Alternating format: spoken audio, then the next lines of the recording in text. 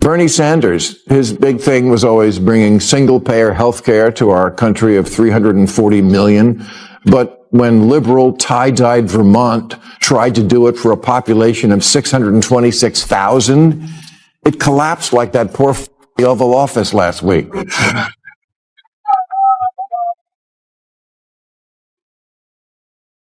Bernie, AOC, Mandani are not Democrats. They'll be the first to tell you that. They're democratic socialists, and that's a very different... If you've ever wondered what happens when the Democratic Party experiments with socialism too aggressively, fasten your seat belts. Today's story is like a buddy warning. Don't text your ex, and they do it anyway.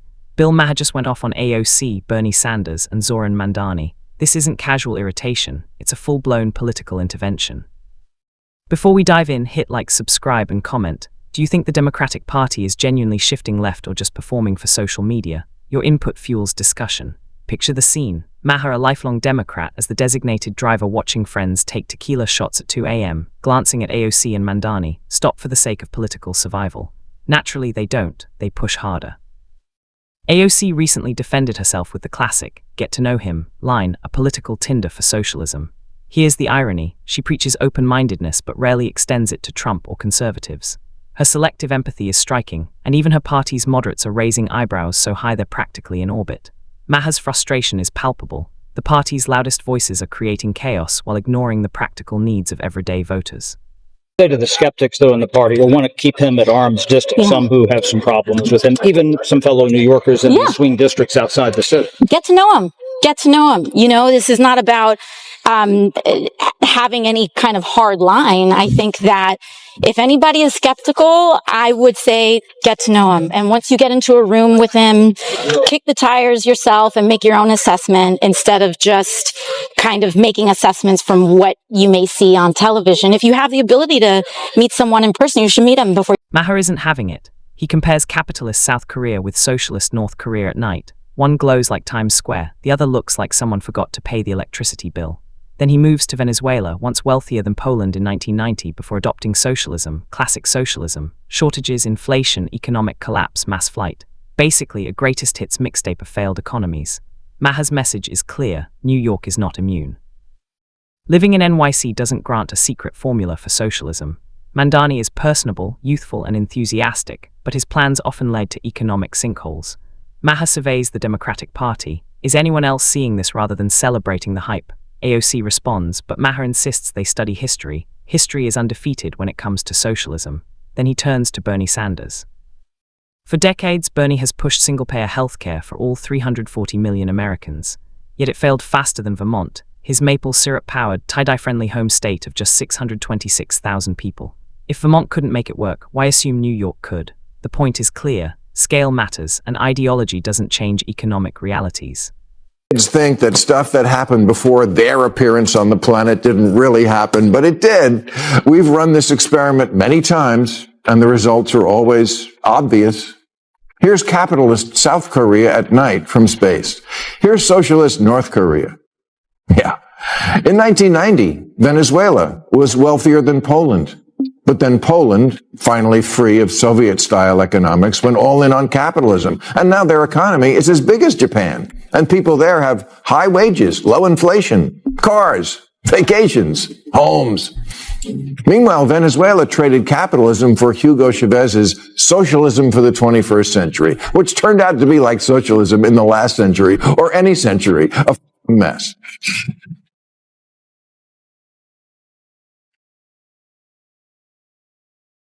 It turned one of Latin America's richest countries into one of its poorest. Low wages, high inflation, shortages, outages, 8 million people fleeing. If you think New York can somehow reinvent this wheel, you're in for a rude. Maher often reminds people that Mandani, AOC, and Bernie aren't traditional Democrats. They're socialists who support democracy, a distinctly different breed. They wear that label with pride, but most voters don't see the distinction, creating real brand confusion. The irony: the same politicians denouncing capitalism owe their fame and platforms entirely to the system they criticize. Dating profile. Things look great until you meet up in the real world. For example, Bernie Sanders, his big thing was always bringing single-payer health care to our country of 340 million.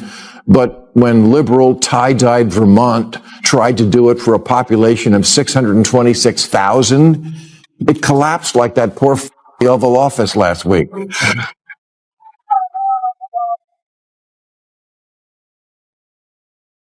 Bernie, AOC, Mandani are not Democrats. They'll be the first to tell you that. They're democratic socialists, and that's a very different thing, and I don't Bernie's books, AOC's brand deals, social media reach and influence, none of it exists under real socialism. In that system, critics disappear. The system critiques you, not the other way around.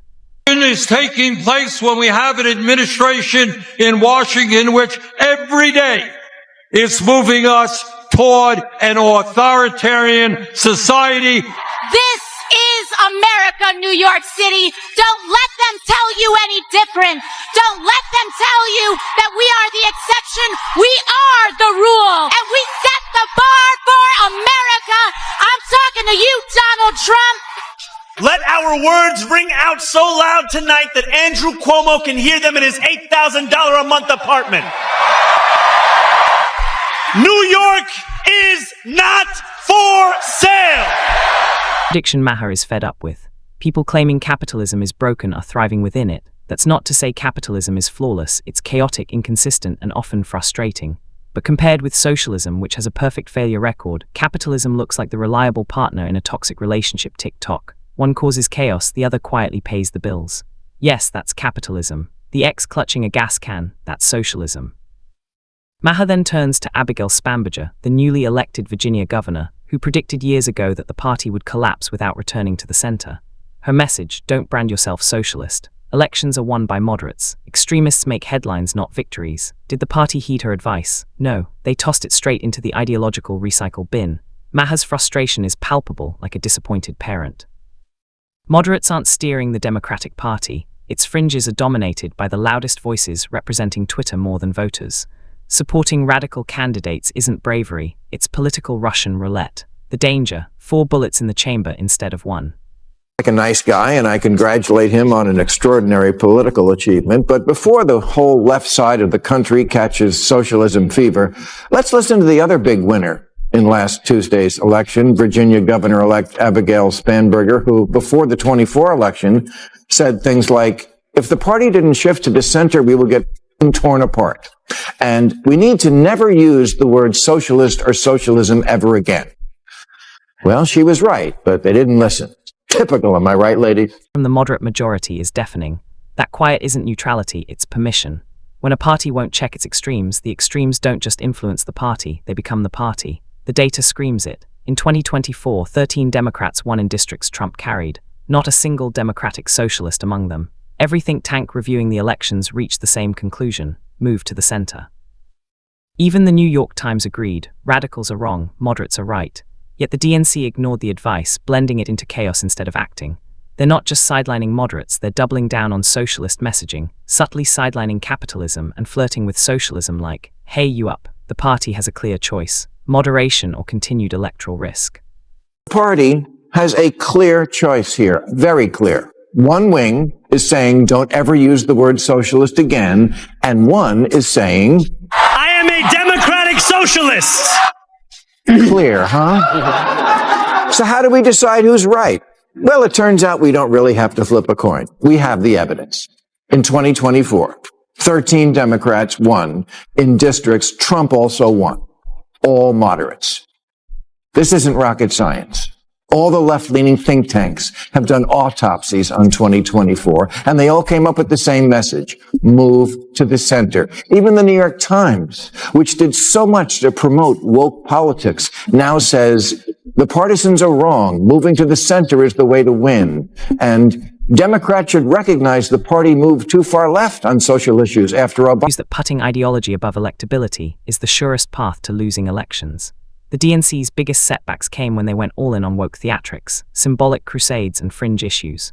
Voters don't want political TikTok performances. They want a party led by people who understand Twitter isn't reality and who show competence and balance.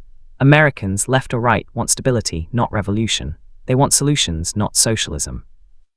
Yet the DNC behaves like a friend asking, why do I date toxic people despite all the warnings? Maher might say. And yet they embrace socialism and wonder why it backfires. He insists pragmatism and moderation, not ideological grandstanding, are the keys to winning elections and keeping the party viable.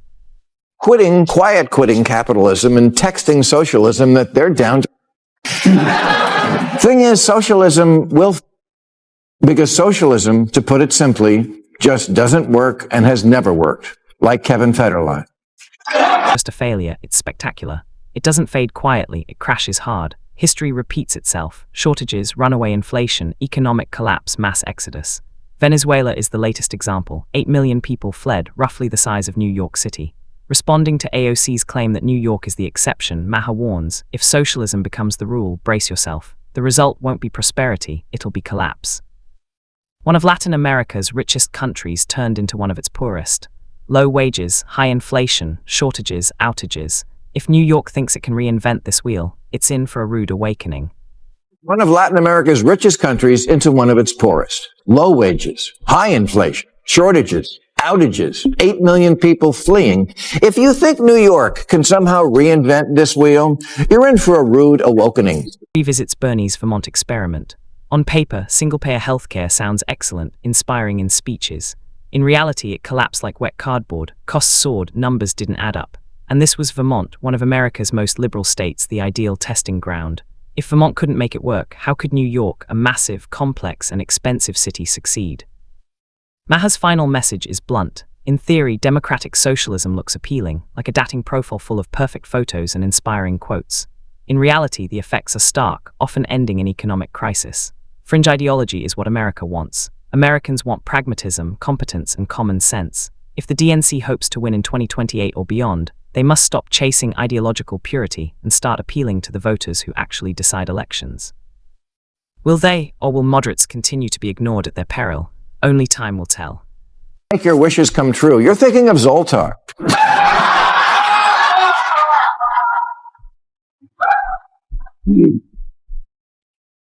Democratic socialism is like a dating profile. Things look great until you meet up in the real world.